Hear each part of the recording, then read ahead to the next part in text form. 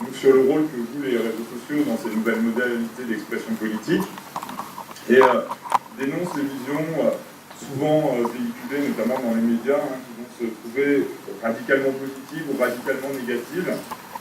Elle propose de discuter plus d'avance ces deux approches. Tout d'abord, elle rappelle l'abondance littérature présumant l'empowerment du citoyen grâce aux technologies, notamment en soulignant ses relations avec la pensée libertarienne. Il s'agit là d'un autre point qui est assez intéressant à discuter, puisque cette pensée libertarienne, notamment en faisant référence à la déclaration d'autonomie du cyberespace de Barlow,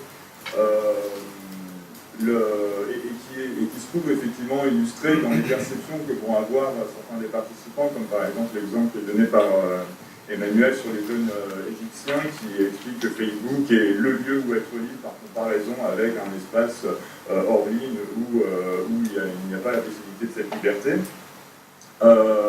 Mais cette déclaration d'autonomie du cyberespace paraît s'opposer au troisième facteur soulevé dans les cas et qui concerne la continuité hors ligne et en ligne. Parce que là, il y a une volonté de placer le cyberespace comme un espace indépendant, autonome, différent, etc. Donc c'est un autre point sur lequel peut-être on pourra revenir dans la discussion. Emmanuel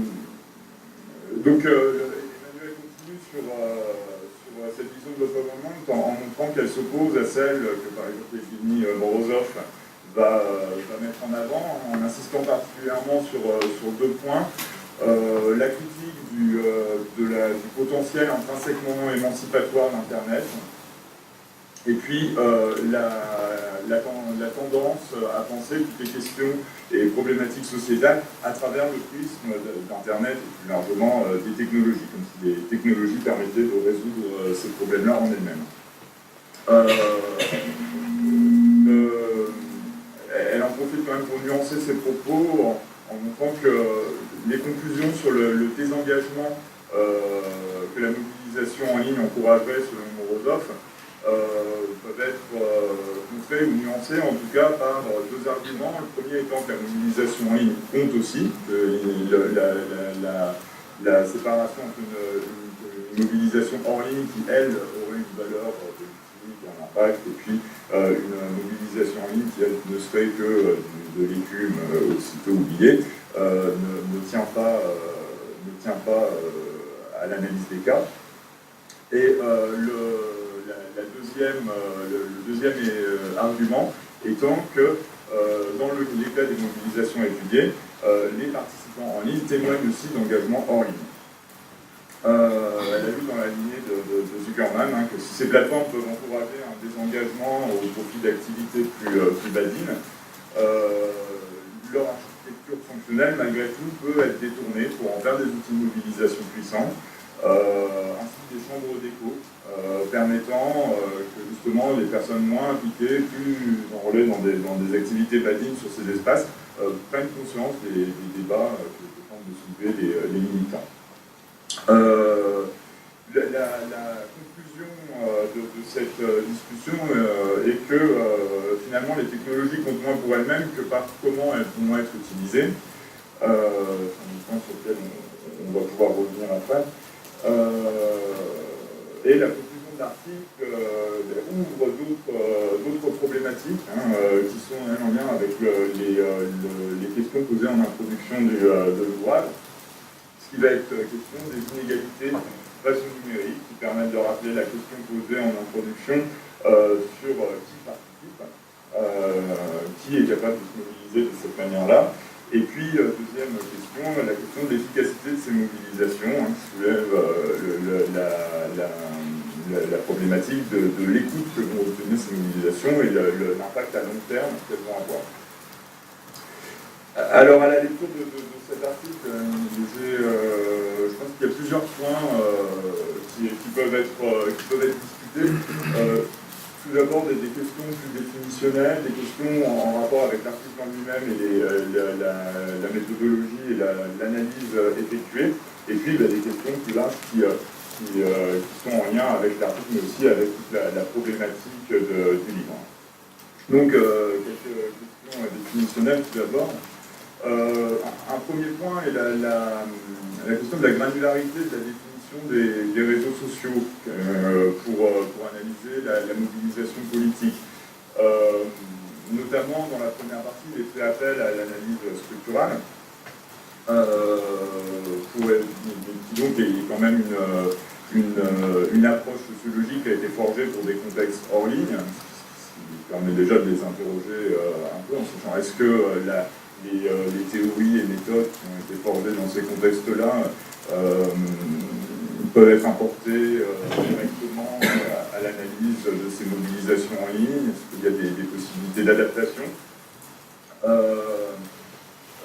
Et puis un deuxième point sur cette notion de réseaux sociaux, est-ce que les prendre de manière monolithique ne va pas masquer une grande variété de plateformes où les possibilités de mobilisation, les appropriations vont être assez différentes, notamment dans les études qui sont citées.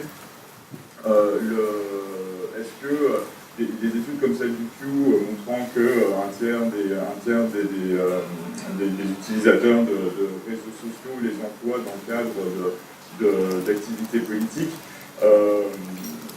ce chiffre, comment peut-on prendre ce chiffre en fait, hein? C'est vrai que moi j'ai toujours des problèmes parce qu'à la fois on parle justement de Facebook et Twitter par exemple, qui sont des plateformes très différentes, avec des raisons d'utilisation très différentes, avec des possibilités d'expression très différentes. Donc il me semble que c'est intéressant de distinguer est-ce que c'est l'un ou l'autre ou les deux qui vont être employés dans le cadre des mobilisations, et donc une définition un petit peu plus granulaire à ce moment-là pourrait peut-être être utile. Et puis la deuxième chose, c'est la question des usages majoritaires sur ces plateformes-là, qui, beaucoup d'études le soulèvent, sont rarement des usages engagés politiquement, et où donc, du coup, connaître un petit peu les usages associés à chacune de ces plateformes-là permet de penser est-ce qu'il y a la possibilité de détourner ces plateformes-là pour un réel engagement? Est-ce que les usages politiques qui sont évoqués dans cette étude du Pew correspondent à simplement de l'expression quotidienne, badine, de discussions politiques comme on peut tenir au café, hein, en fait, hein, mais qui ne se traduisent pas nécessairement derrière par un engagement. Et puis, troisième élément, interrogeant cette catégorie des réseaux sociaux, c'est que dans les cas de mobilisation, on voit souvent qu'il y a de nouveaux outils qui sont créés, à la fois pour des raisons techniques, hein, soit de saturation, soit carrément de coupure du réseau, et puis aussi pour des raisons plus militantes, hein, pour des personnes qui ne veulent pas être opérées, qui souhaitent garantir leur anonymat, etc. Et donc, à ce moment-là, il serait certainement intéressant de distinguer au sein de ces réseaux sociaux différentes formes. Alors peut-être en les apprenant autrement, il y a tout un tas de questions qui se posent à ce moment-là. Pour rendre compte de quel type de plateforme va être employée, pour quel type d'usage à l'intérieur de cette pratique complexe qu'est la mobilisation.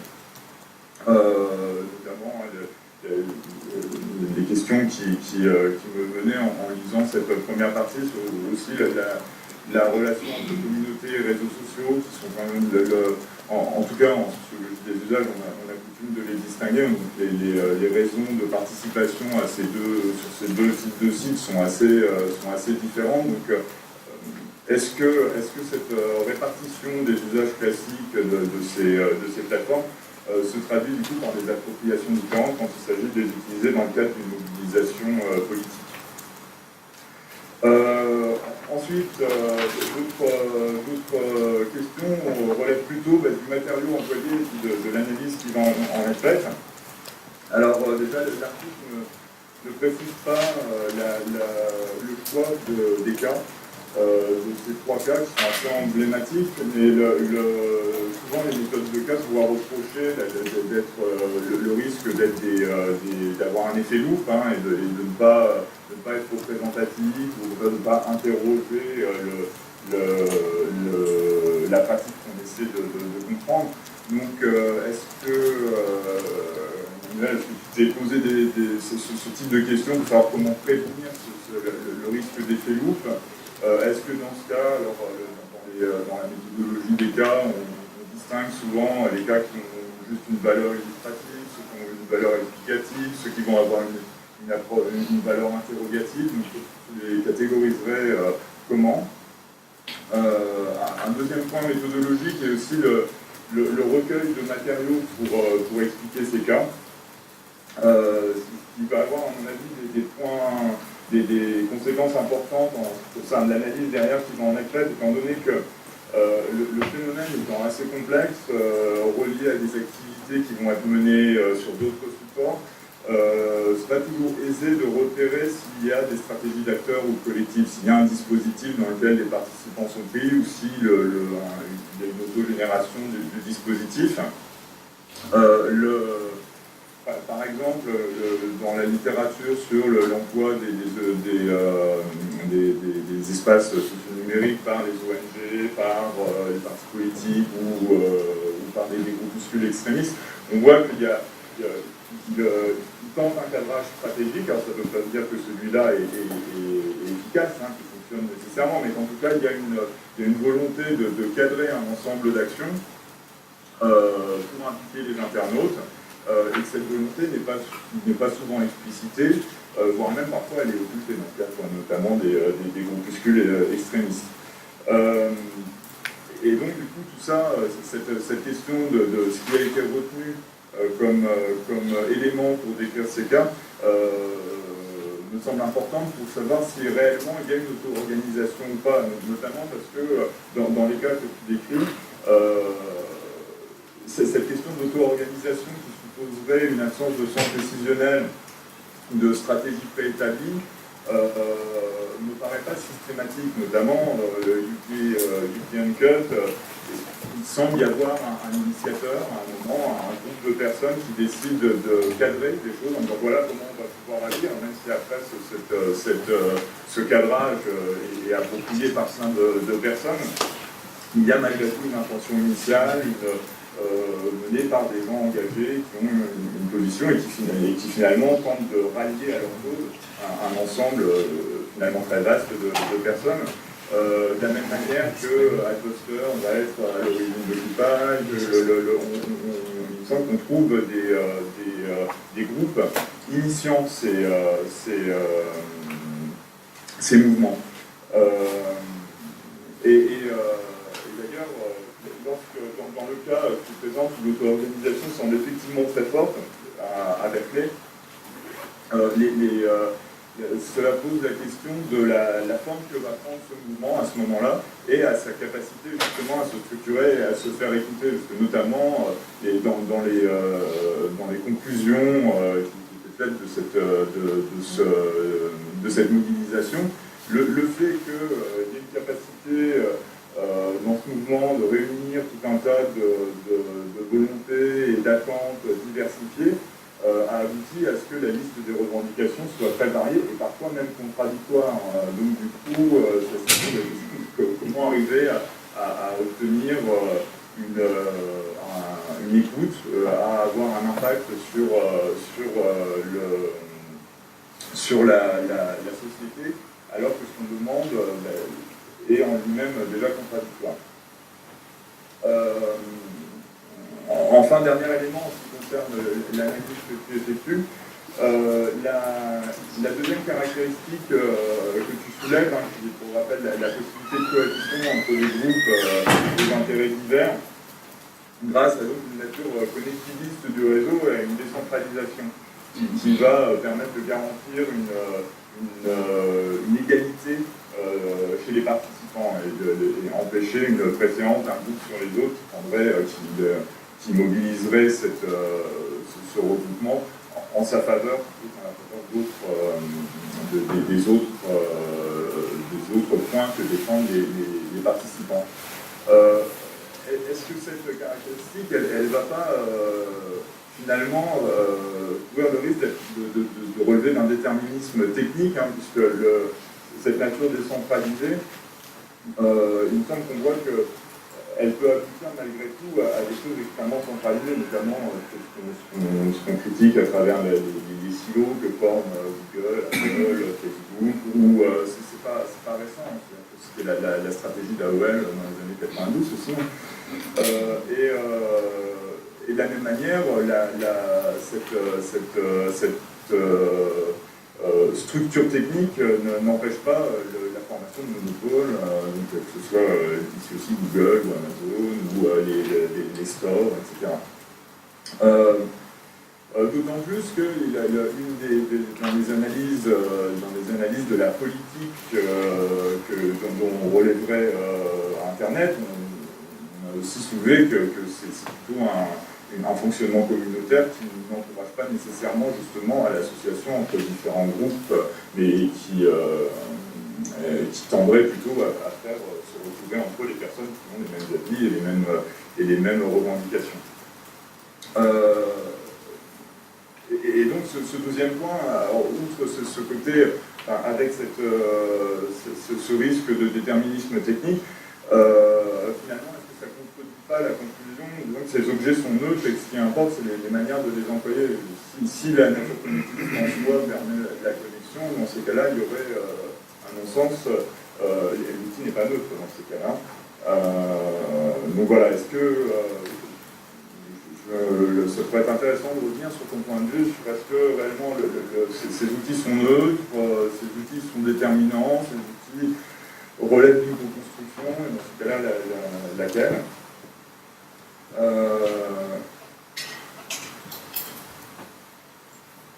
Ensuite, concernant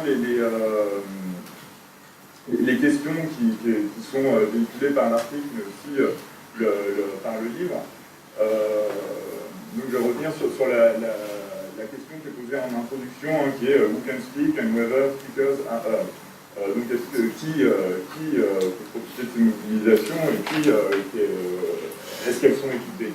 En conclusion, quand tu soulèves les questions des inégalités face au numérique et l'effet obtenu par ces mobilisations, est-ce que tu pourrais revenir sur les cas présentés pour davantage préciser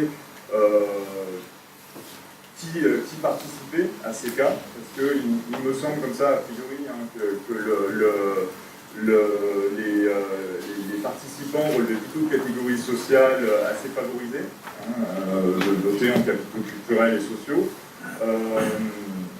Et puis, deuxième point, sur les effets qu'ont eu ces mobilisations sur les pouvoirs traditionnels, ce qui n'est pas évoqué dans la présentation des cas. Et donc, est-ce qu'elles ont abouti à la prise en compte des revendications défendues et dans ce cas, à quel type de revendication a été entendu et accepté, particulièrement dans le cas, encore une fois, de Berkeley, qui est intéressant parce que ces revendications en elles-mêmes pouvaient se révéler parfois contradictoires.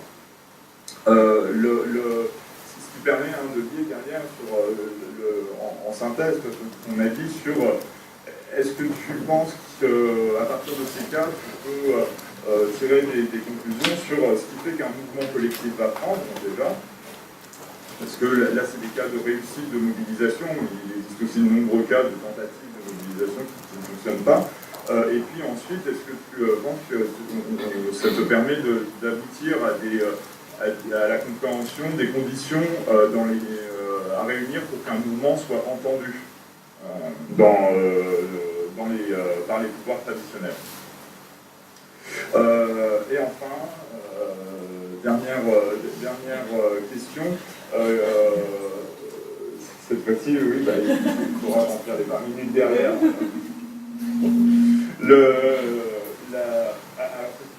Pareil, c'est tout un tas de questions qui ont été soulevées à la lecture. C'est pas nécessairement de répondre à tout, que certaines ne sont pas pertinentes à tes yeux. C'est plutôt bon signe qu'un article stimule la réflexion. Donc, le dernier élément, c'est sur le point de la continuité entre les situations en ligne et hors ligne, donc, qui est soulevé en introduction, que tu rappelles comme un des enseignements de ton analyse de cas. J'aimerais justement en apprendre davantage sur les modalités de cette continuité qui sont par contre pas trop abordées dans la présentation des cas. Comment concrètement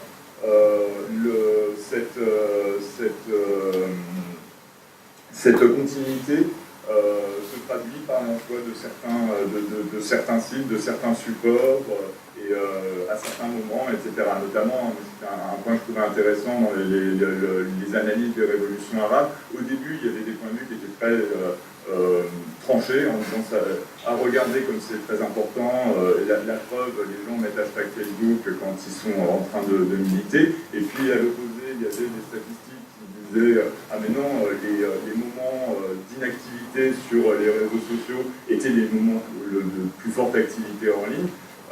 En fait, il me semble que c'est certainement qu'il y a effectivement un usage associé à chacun de ces espaces, à chacun de ces supports, pour la pratique générale de la mobilisation.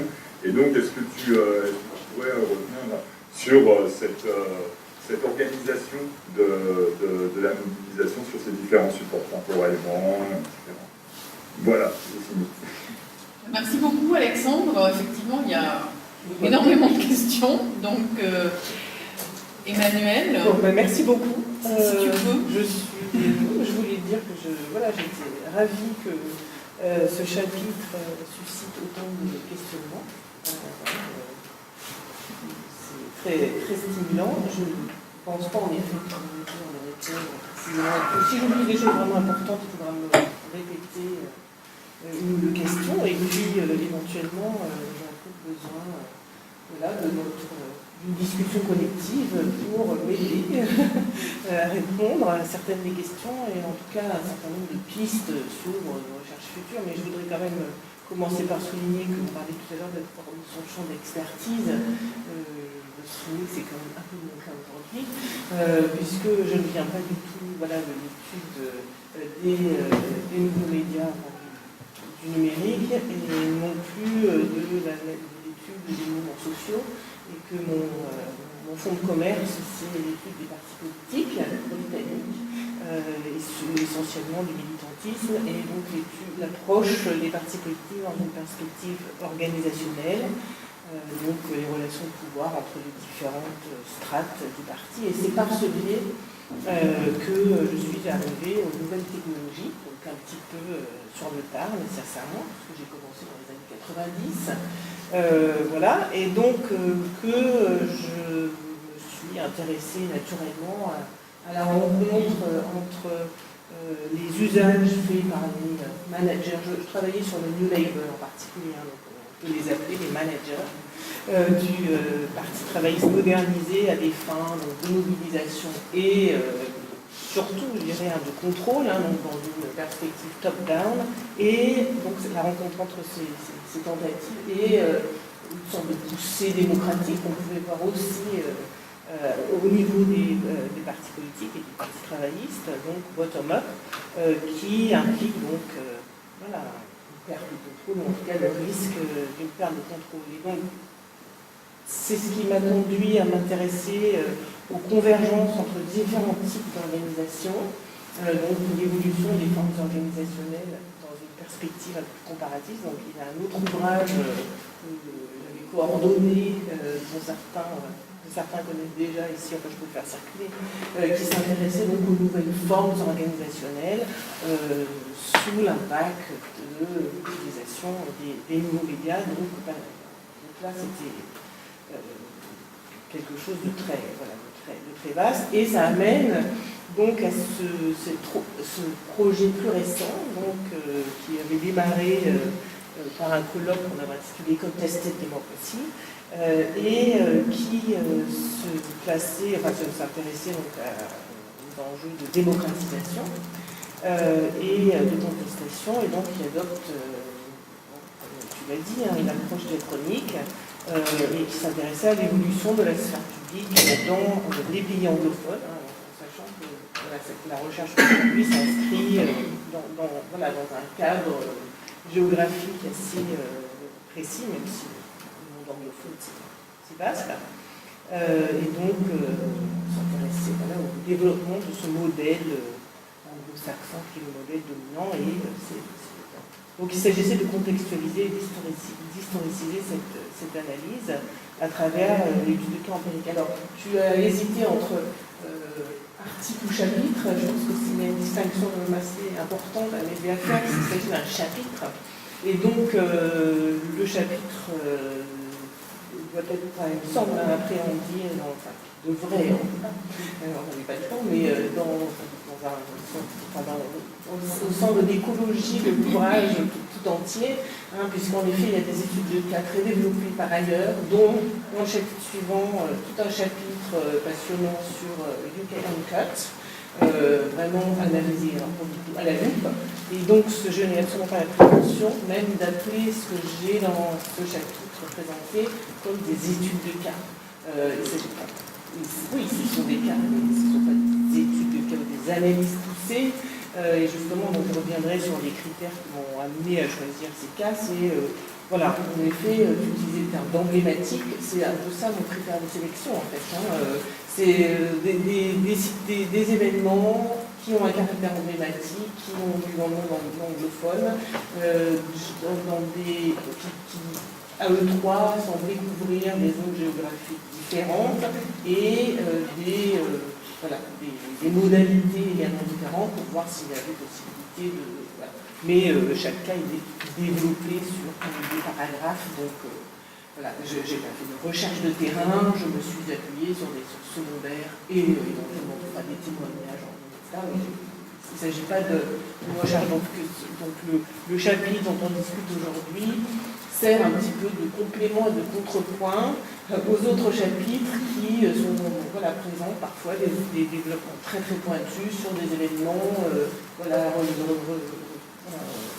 relevant de l'histoire de la Jeune République aux États-Unis et ainsi de suite. Je pense que c'est important de préciser ça.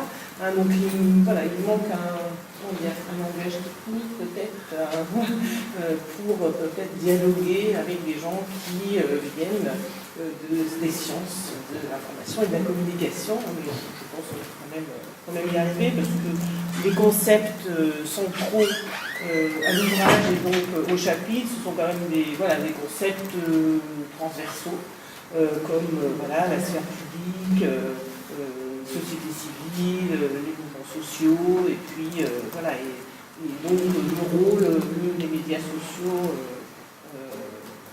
jouent en tant qu'espace public temporaire, en tant que moment de création collective, et donc l'observation de l'émergence des sphères publiques critiques.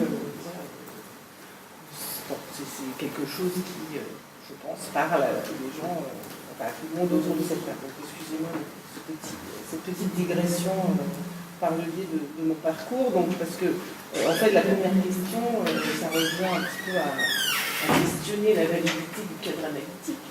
C'est quand même assez substantiel. Et donc, à savoir si ce cadre est obsolète. Donc, ça, c'est encore une fois une question à laquelle je n'ai pas vraiment l'ambition de répondre toute seule, si ce n'est pour dire qu'il me semble quand même que les catégories que je viens de mentionner se nourrissent de nouveaux concepts. Enfin, je ne pense pas que le cadre analytique soit obsolète, mais a besoin d'être adapté et d'intégrer de nouvelles perspectives. Et il me semble que pour les besoins de cette loi, en tout cas, il a permis de réunir des approches, des recherches dans des domaines qui relevaient de disciplines très différentes. Ce que je voulais dire également, oui, c'était donc il y avait une question sur la variété des plateformes et donc la fausse impression de blocs monolithiques. En effet, la variété des plateformes rend très difficile l'établissement de catégories. On a vraiment on est face à des formes fluides, très grande circulation, développement rapide de nouvelles formes, c'est très difficile à suivre, hein, je pense, en tant que chercheur. Donc, en effet, il faudrait pouvoir rentrer dans le niveau de granularité adapté. Ce n'était pas l'objectif du chapitre, qui était plutôt de proposer une synthèse, une discussion générale. Donc, voilà. Il me semble cependant qu'on peut quand même identifier quelques tendances lourdes. Et donc, pour souligner un petit peu les éléments qui nourrissent, qui guident, qui structurent ma recherche, par exemple, l'évolution du concept de leadership, qui semble être une dimension clé et très intéressante. Évidemment, on a beaucoup parlé, mais sans en analyser tout très très clairement les ressorts. L'évolution des structures organisationnelles et l'évolution des processus décisionnels, donc en particulier les phénomènes de co-création, etc. Et donc, tu mentionnais la question des usages politiques et de ces différentes plateformes qui présentent des caractéristiques socio-techniques différentes. Je voudrais souligner deux choses, alors ce ne sera peut-être pas très complet comme réponse, mais un petit élément de réponse, c'est peut-être quand même la continuité des usages. Donc tout à l'heure, Facebook à des fins de mobilisation, Twitter pour la gestion en temps réel de la mobilisation. Donc il y a quand même une continuité de l'utilisation de plateformes à des fins différentes, mais dans le cadre d'une même mobilisation. Et peut-être, alors là je ne sais pas si c'est peut-être je pars dans une direction complètement erronée, mais vous me direz. Oui, le fait qu'on a un phénomène de public-postage et que ces différents réseaux sont mobilisés simultanément, pas même LinkedIn. Tous les réseaux sont mobilisés simultanément, à des fins politiques ou non. Ça, c'est autre chose. Alors, je n'ai pas, évidemment, je ne peux pas répondre en termes précis, évidemment, sur les usages politiques ou ludiques ou autres. J'ai pas ces éléments-là. Encore une fois, ce n'était pas l'objet du chapitre. Alors sur communauté et réseaux sociaux, là aussi j'ai peur d'avoir fait un contresens par rapport à la question, parce que moi j'étais partie sur l'idée de réseaux sociaux au sens strict du terme, comme ne constituant pas des communautés, donc je pense qu'on n'a pas conçu le terme de communauté de la même façon, ce qui n'est pas étonnant, parce que c'est un des termes les plus difficiles à traduire vers le français. Donc je pense que je l'ai compris à l'anglaise, communauté, dans le sens que le réseau social, c'est simplement un espace d'individus qui sont potentiellement connectés et qui potentiellement pourraient engager des actions communes, un peu comme, je sais pas, le boutin, par exemple. Le boutin, ça existe toujours, je ne sais pas. Et puis, mais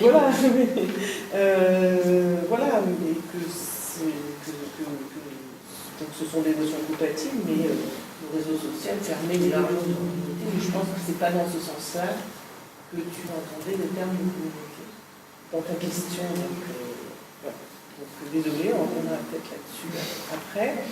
Alors la sélection des exemples, j'ai du mal à les appeler cas. C'est vraiment exagéré de dire que ce sont des études de cas, mais je ne les ai pas vraiment traitées comme des études de cas, bien entendu. Le traitement est beaucoup trop réduit. Donc, qui m'a semblé, là, le statut des études empiriques, des études de cas, c'est en effet une grande question. Il me semble que c'est dans l'analyse de ces, en particulier dans le chapitre qui suit sur le KMK, qu'on peut vraiment faire ressortir toute la richesse, en particulier de l'appropriation créative qui a lieu à l'occasion de ces mobilisations. Ça me semble que ça permet aussi d'identifier justement ces stratégies d'acteurs lorsqu'elles existent. Mais bon, est-ce qu'on peut se prémunir contre les Philippe? Je ne sais pas si c'est possible de s'en prémunir. Voilà. En tout cas, l'autre écueil, ce sont les généralisations abusives. Donc, voilà. Bon, s'il s'agit d'essayer de trouver le bon équilibre. Voilà. Donc, dans ce chapitre, j'ai privilégié l'approche un peu générale, pour présenter une sorte de synthèse, et donc la question du statut des études du cas reste entière.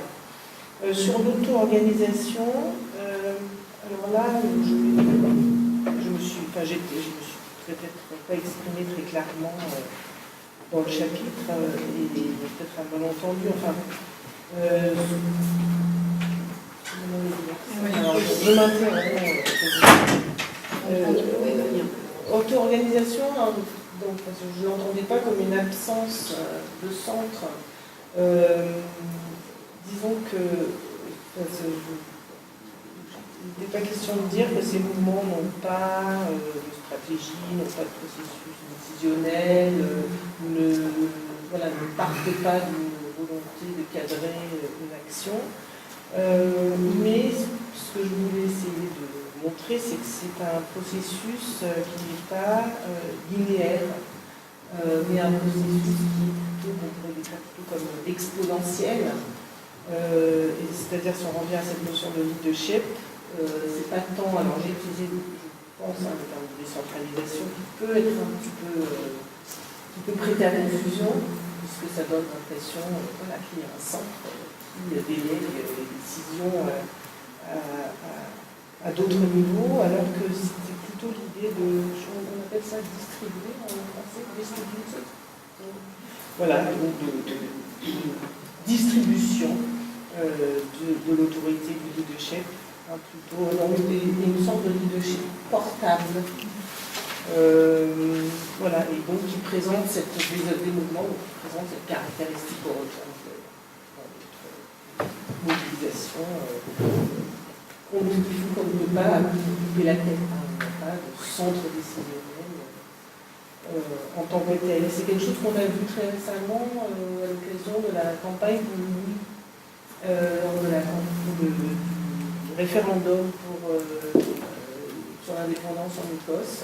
Et alors ça, c'est une étude de cas très très intéressante que j'aimerais bien conduire, mais d'autres ont commencé à s'y mettre, pour se reposer sur ce qu'ils ont fait, et j'ai pas eu le temps de le faire, parce que je faisais autre chose, mais qui a justement mis dans le peu que j'ai eu le temps de voir, mais justement, encore une fois, ces phénomènes en évidence, hein, c'est-à-dire, en effet, on peut imaginer le Scottish National Party était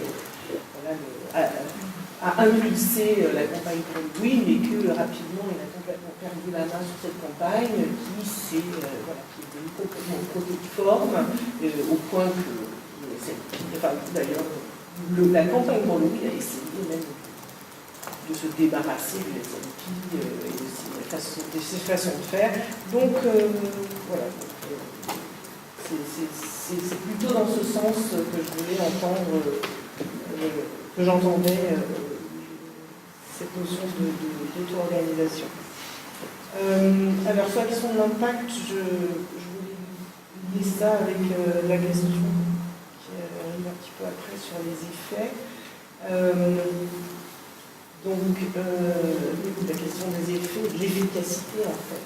On a un autre chapitre dans le collège qui s'appelle Productive Protest Question Mark. Et comment est-ce qu'on mesure l'efficacité ou le succès d'une mobilisation. Et donc, en effet, dans le cas des mobilisations qui sont citées et ici dans le reste de l'ouvrage, si on se place dans une perspective purement transactionnelle, encore une fois linéaire et mécanique, oui, la plupart du temps, n'y a pas d'impact, enfin, il n'y a pas de résultat. Le résultat, enfin, ces mobilisations n'arrivent pas à leur fin, sans y arriver. Ensuite, les choses reviennent à un point intérieur. Donc, oui, on a l'interprétation la plus communément admise, c'est que le taux d'échec est très élevé. Mais si on se place, si on regarde les choses de l'autre côté, c'est pour ça que dans le titre j'avais le sous-titre, c'est Fight Back and Backlashes. Si on s'intéresse à la dimension du backlash et qu'on regarde les moyens développés par les autorités pour contrôler, restreindre, surveiller, et essayer de réduire justement un impact présumé que pourraient avoir ces mobilisations, je pense qu'en creux, ça donne une idée du potentiel de ces mouvements. Donc, je pense que c'est une façon de concevoir l'idée cette notion d'effet d'impact. Et alors, l'historien qui a écrit les pages de conclusion de l'ouvrage avait un jugement plutôt pessimiste sur la capacité des mobilisations actuelles de changer le monde, en tout cas transformer le système en place, puisque donc, si on admet que la démocratie sous-entend, égale la souveraineté populaire, alors l'idée qu'on peut remplacer le prise de pouvoir par une expression, un voice, c'est peut-être un pis-aller, c'est pas une démonstration de force, mais une démonstration de faiblesse, une sorte de pis-aller, et que la capacité de se faire entendre, de se rendre visible, serait vaine. Et donc, dans cette conclusion, cet historien va même jusqu'à dire qu'il voit dans ces nouvelles mobilisations récentes, en fait, une résurgence d'une forme pré-démocratique, ce qui est vraiment très il compare ces mobilisations, donc les pétitions, ces petites rébellions sporadiques et évanescentes aux révoltes paysannes d'antan. Il pense que ça a autant d'impact qu'elles en avaient. Alors, j'espère qu'on ne peut pas rester là, mais c'est une discussion. Alors là, j'apporte pas de réponse, je continue à soulever des questions, je suis désolée. Et donc, je pense qu'on pourrait justement nuancer ce type d'interprétation comme très pessimiste, justement on peut trouver des exemples, et encore une fois, en s'intéressant à la force de réaction qui me semble, c'est pour ça que je parlais de cette agora et cette lutte pour contrôler cet espace qui semble vraiment un espace stratégique et important, et que la forme de réaction est proportionnelle, il me semble, au risque perçu. Et peut-être aussi s'interroger sur la spécificité des nouvelles technologies par rapport à d'autres technologies historiquement, mais encore une fois, vous me corrigerez si c'est des erreurs. Historiquement, les technologies ont plutôt tendance à être contrôlées par les autorités. Est-ce que le potentiel de transformation des structures, c'est justement une spécificité des nouvelles technologies? L'affranchissement par rapport aux contraintes spatio-temporelles, cette acquisition de liberté dans l'espace numérique, est-ce que ça constitue, est-ce que ça donne à ces technologies un réel potentiel de transformation? Alors, je pense que j'ai encore un point. qui était sur. Alors, c'était sur. Ah si, ah oui, il y avait la question des silos. Alors, ça c'est très intéressant cette question des silos. Alors, je réponds peut-être à côté, je réponds à ma façon. Donc oui, la structuration du web en silos, un espace dominé par les monopoles. Donc là, je pense encore une fois qu'il y a des petits éléments de réponse, en tout cas des pistes. Donc on voit, il me semble, deux tendances antagonistes. D'un côté, alors, encore une fois, j'apprends une traduction, interopérabilité, enfin, Google, Apple, voilà, ne peuvent pas continuer à fonctionner aussi. Enfin, l'ouverture, enfin, une demande et des pratiques de la part des utilisateurs qui condamnent quand même à plus ou moins court terme l'existence de ces silos. De l'autre, alors ça c'est une interprétation peut-être un peu plus optimiste, et de l'autre côté une interprétation qui est liée à la commercialisation du net, aux problèmes liés à la collecte et à l'exploitation des données privées, et évidemment tout ce qui relève de dark side de net, enfin voilà, tout ce qui met en évidence donc, cette ambivalence que j'ai tenu à mettre en évidence dans le sous-titre au chapitre. Donc, on a cette espèce de soubresaut d'évolution marquée par des avancées et des reculs, et donc voilà, donc une tension entre deux principes vraiment irréductibles, et sans savoir finalement dans quelle direction ce clash va se résoudre. Et donc en termes de est-ce que la technologie est neutre, oui, j'ai toujours entendu. Comment dire, il y a une sorte de prédisposition, enfin il me semble, mais encore une fois, je ne suis pas spécialiste des nouvelles technologies.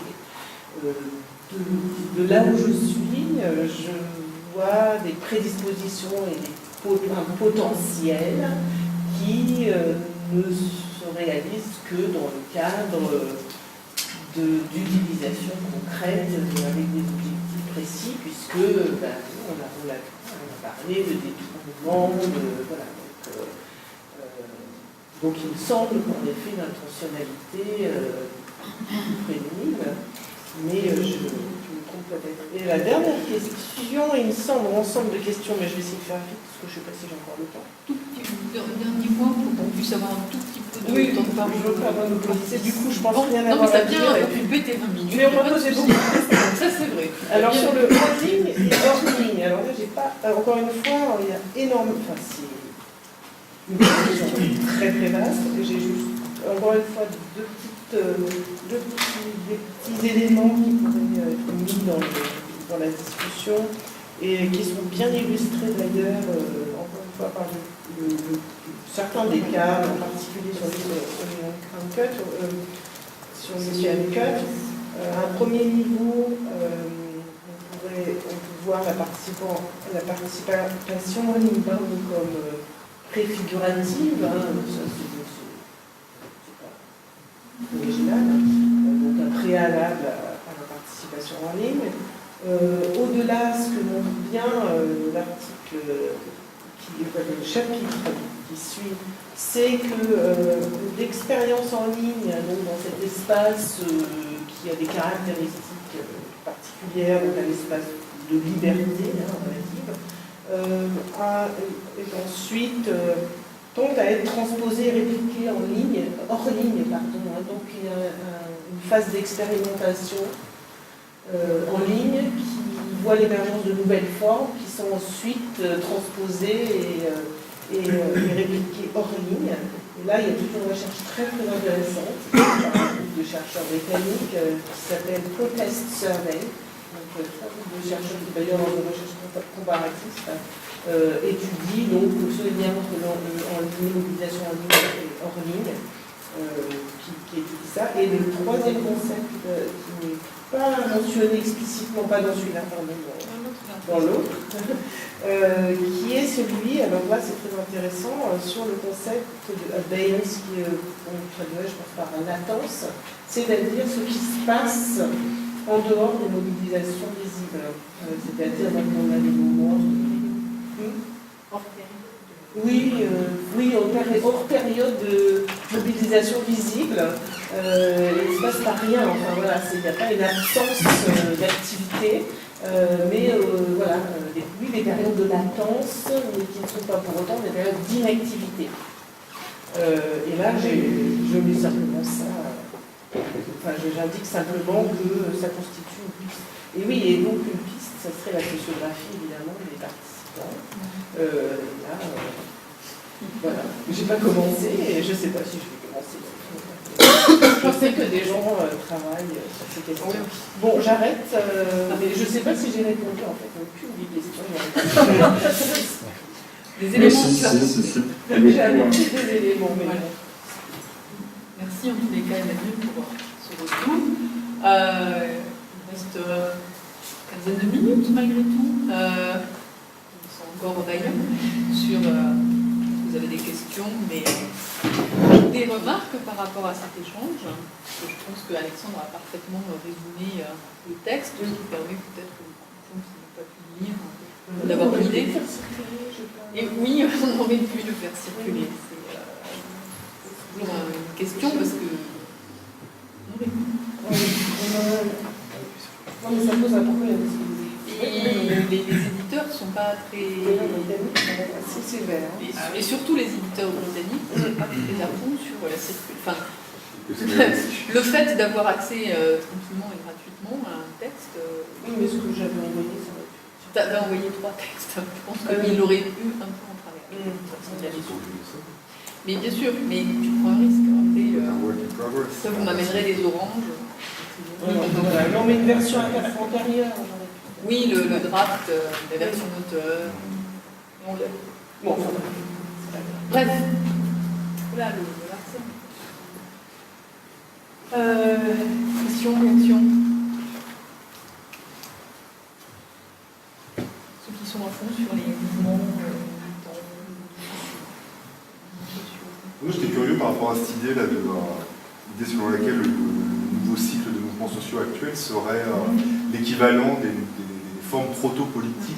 Je pense que c'est ça, en fait. C'est ça, et en général, c'est plutôt aux émeutes qu'on pense quand on fait référence aux jacqueries, paysannes, etc. Alors que là, on est quand même dans la voice, tout ce qui est plus classique, on est dans un répertoire, peut-être un petit peu matiné d'Internet. Voilà, il y avait tout, pétition aussi. Donc en quel sens, en fait, ce serait proto-politique? En fait, c'est ça que j'ai du mal à voir, dans la mesure où... alors après, peut-être le fait qu'il n'y ait pas de revendication, par exemple, c'est peut-être aussi une des spécificités, alors après, ça dépend de quel mouvement on parle, mais un des éléments, par exemple, chez Occupy, voilà, et les graveurs insistent beaucoup là-dessus, c'est de dire que précisément ils ne peuvent pas perdre puisqu'ils n'ont pas de revendication. Et qu'on ne peut pas évaluer ces mouvements-là à l'aune de revendications qui ne seraient pas advenues, puisque précisément ils se placent sur un autre pan. Et chez les indignés, il y aurait aussi cette dimension-là. Après, c'est peut-être difficile d'avoir aussi une perspective globale, parce que si on prend, j'en sais rien, moi, la révolution tunisienne, pour le coup, il y a eu des conséquences très concrètes. Donc, est-ce qu'on peut tous les mettre dans un même sac? En tout cas, moi, je suis assez curieux pour en savoir plus sur. Oui, c'est pas ton chapitre. Non, mais voilà. En plus, c'est la conclusion, c'est en quelque part. Non, je pense que ce commentaire, il est fait au vu de l'absence d'impact. C'est-à-dire, si l'objectif, c'est d'obtenir un changement, si on n'obtient pas de changement, on s'est exprimé, mais on n'a pas obtenu de transformation des structures. Mais il cite également les pétitions, qui sont autre chose que des émeutes. Non, mais pour le coup, la pétition en général, c'est le répertoire hyper classique des mouvements sociaux du 19e siècle, c'est pas proto-politique, c'est ça que je veux dire. Dans le proto, il n'y a pas l'idée d'absence d'organisation centralisée. Si. Oui, c'est ça qui est le proto. Ah, on sent ça tout le monde. C'est pas ça qu'on a écrit. Pré-démocratique. T'as dit pré-démocratique, t'as pas dit proto-politique. Il n'y a pas de référence à Oslo, moi. On est dans le pré et pas dans le proto. Il y aura un temps, Ou infra. Donc, toi, t'es fan de Infra. Ah, j'adore James Scott. Ah, mais on a de l'infra Arrêtez aussi avec là-dedans, l'infra. hein.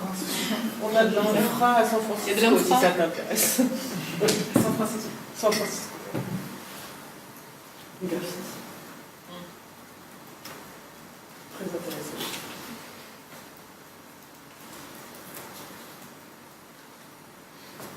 Et donc, l'enfant, le poids de la journée. Et Alexandre, lui, Non, moi, il est tout fou. j'ai été. C'est le matin. Oui, C'est vrai que c'est le matin. Oui, mais j'ai déjà parlé beaucoup, alors j'attends, je laisse parler les autres en fait.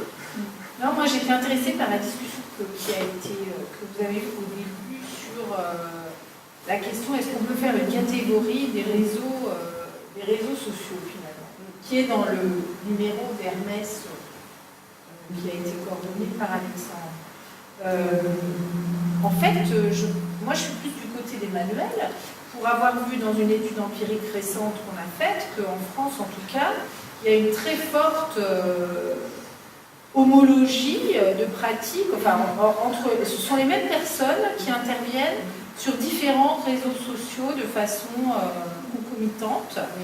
Et donc, si on cherche à faire une sociographie des acteurs, eh ben, il y a quand même un certain nombre de cas où, enfin, en tout cas, si on regarde les super participants, comme on trouve vraiment des super participants qui effectivement sont présents sur tous les espaces numériques en même temps. Alors, ce qui justifie quelque part l'existence, en tout cas pour les réseaux sociaux numériques les plus fréquentés, d'une catégorie globalisante. En fait. Même si j'entends bien le fait que la contrainte sur le dispositif n'est pas... Tu parles de la catégorie des réseaux, de la catégorie des participants. Non, mais je veux dire, même quand on regarde, par exemple, sur quoi est-ce que les personnes sont intervenues, eh bien, il y a quand même une forte proportion de personnes qui interviennent à la fois, par exemple, sur Facebook. Il y a quand même des préférences. Il y a des préférences. Je parle des utilisateurs, des publics. Même s'il y a des publics, enfin, il y a quand même des différences et tout ça, mais il y a un certain nombre d'acteurs qui sont très présents sur différentes plateformes en même temps, concomitamment. Sur les franges, on va dire ultra politisées. Oui, sur des franges ultra politisées. Sur les citoyens, on va dire un petit peu plus ordinaires. Oui, sur des franges très politisées, mais quand même les franges dont on parle, si j'ai bien compris, votre discussion, c'est quand même des franges très politisées, qui sont extrêmement mobilisées, en ligne. Enfin, c'était juste. Oui, alors c'est vrai que moi ce qui m'intéressait dans ce point, hein, c'était l'usage qui était affecté à chacune de ces plateformes, parce qu'effectivement, alors d'autant plus que techniquement c'est assez facile de reproduire, en fait, hein, une fois qu'on a produit sur un support, de faire que ça apparaisse dans toutes les plateformes, voire même d'ailleurs beaucoup plus largement que uniquement Facebook et Twitter. Mais la question que je me posais, c'est est-ce qu'il n'y a pas besoin d'une granularité de ces plateformes pour voir à quoi elles vont servir derrière. Notamment, est-ce qu'elles permettent de galvaniser les participants? Est-ce qu'elles permettent de se coordonner sur place? Est-ce qu'elles permettent de faire connaître l'objectif à des populations moins engagées, moins impliquées? Et tous ces éléments-là, c'est là où je pense qu'une granularité de la définition permet de arriver à comprendre justement sur un point de vue organisationnel, on a un ensemble de supports, pourquoi on mobilise cela et pas cela, et qu'est-ce qu'on attend comme efficacité, comme objectif de chacun de ces supports-là. Parce que c'est vrai que c'est pas trop sur l'usage qui peut être facilement massif et multiplateforme. Non, mais je ne sais pas si on est dans la duplication, la multiplication, parce que moi je suis pas. Non, mais je ne suis pas sémiologue, mais en gros, il me semble, pour avoir participé à des contrats de recherche où il y avait des sémiologues, qu'il y avait un processus de rééditorialisation des contenus, quand même, et qu'on mettait pas n'importe quoi, pas n'importe quoi, mais disons qu'on reformatait des contenus sur Facebook, sur Twitter, ou a fortiori sur des choses comme Flickr, où là, le contenu ne peut pas être identique que sur LinkedIn. vous mettez une photo, il ne se passe pas grand-chose, quoi. Enfin, quand même. Donc il y a quand même un travail, j'oserais dire, de rééditorialisation, un travail éditorial qui est fait pour chacune des... Pas toujours, mais ce sont quand même des choses qui sont... tous ces réseaux sociaux en même temps. Non, mais bien sûr, mais l'idée c'est d'être d'être transmédia ou d'être multimédia, multi-réseaux sociaux. L'idée c'est d'être présent partout, avec l'idée qu'il n'y a pas complètement derrière exactement les mêmes publics, et que donc on va aller toucher les jeunes en étant sur Twitter, mais on va aller toucher des relais d'opinion en étant sur Twitter, et on va aller toucher ses potes quand on est sur Facebook, de manière assez caricaturale. Mais il n'en reste pas moins que ça demande un travail quand même, spécifique aux militants, de devoir faire ça.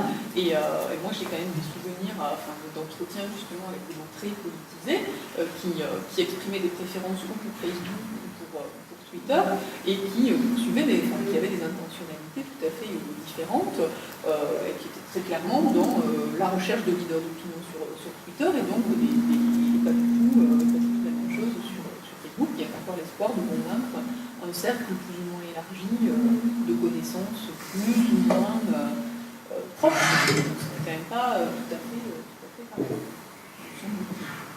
Je veux dire, je crois qu'on ne peut pas dupliquer des contenus sur chacun de ces dispositifs.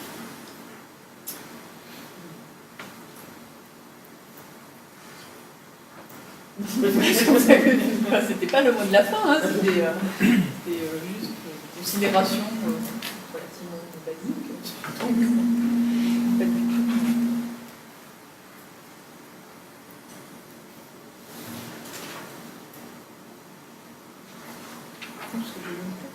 J'ai pas lu le livre, mais j'ai vu le texte. J'étais bien contente de voir la critique de Morozov.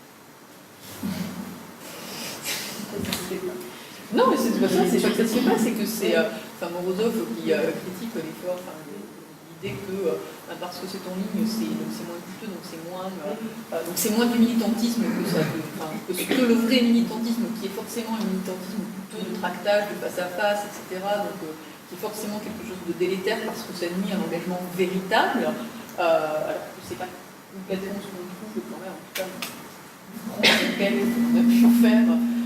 Par ailleurs, et la difficulté, c'est que Morozov, il n'a pas de... il est dans l'affirmation plus récente, c'est-à-dire il n'y a pas d'appareil empirique derrière, quoi. Et lui, c'est quand même super gênant. Cette thèse a eu un retentissement énorme, vraiment énorme, sur l'idée que le en ligne, c'était quand même moins bien, moins militant, moins engageant, moins ceci, moins cela, frustration, par rapport à ce que l'on pouvait faire justement en ligne, et donc je trouve pas mal que le texte y ait une petite critique à l'égard de Morozov. Voilà, qui défend bien ses thèses, parce que on peut dire c'est du bon sens. Le gars qui clique sur Facebook parce qu'il like tel ou tel candidat ou tel mouvement, une fois qu'on a cliqué à la page des indignés, on va pas forcément aller planter sa tente sur le canal de Lourdes, quoi. Mais bon, il se trouve que des fois on fait les deux. Il se trouve que des fois on like et qu'on va planter sa tente.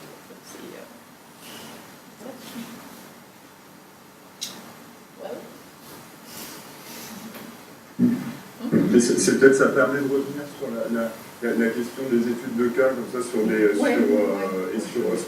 qu'on mobilise comme matériaux à ce moment-là, parce qu'il me semble que le meilleur moyen de prendre Morozov pour son intérêt et ses limites, c'est de se rappeler qu'il parle d'un support alors que la pratique, la mobilisation, elle est beaucoup plus complexe que ça, et du coup notamment justement les questions que je posais sur le lien entre les temporalités et les usages de différents supports selon les temporalités de la mobilisation, ça permet de bien comprendre que c'est pas ça, c'est pas qu'il y a moins d'engagement, etc. Et d'ailleurs, pour le coup, au niveau organisationnel, que ce soit les ONG ou les partis politiques, en tout cas outre-Atlantique, ont bien compris ça en sachant qu'il y a des possibilités de mobilisation. Ensuite, derrière, on va pouvoir engager un petit peu plus et ils se servent de plein de supports. C'est pas pris tout seul, chaque support, c'est pas difficile de l'évaluer.